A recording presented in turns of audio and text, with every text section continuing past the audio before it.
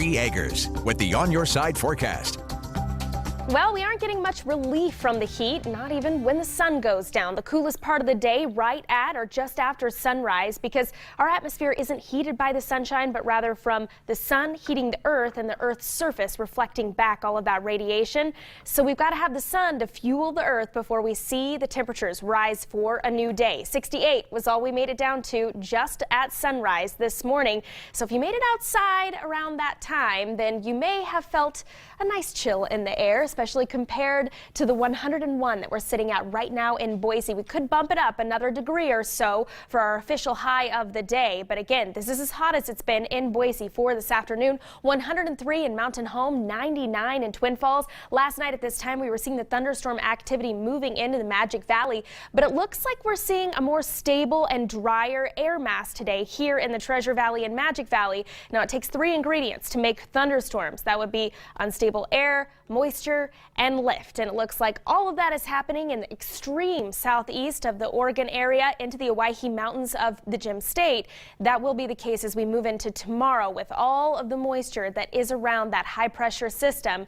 We could actually see those thunderstorms develop as far north as the Treasure Valley tomorrow, even in the West Central and Boise Mountains. For today, though, looks clear, at least for this evening and into the nighttime hours for thunderstorm activity in the most populated areas of the Gem State. Now, taking a look at the bigger picture, you can see that high pressure still circling its wheels in that clockwise rotation, driving in just enough of that moisture from the Pacific to allow for those thunderstorms to develop.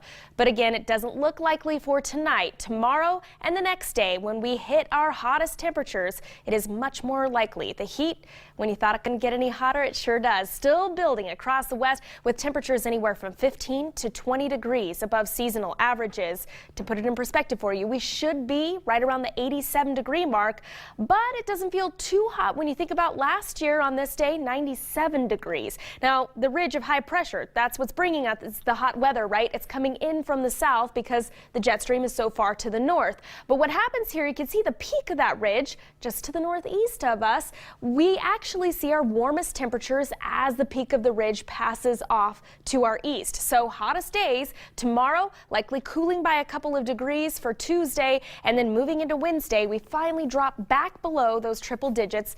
Fingers crossed, right? Taking a look for tomorrow, right around the 108-degree mark in the Boise area, and in the Magic Valley, triple digits are expected once again. 103 in Twin Falls.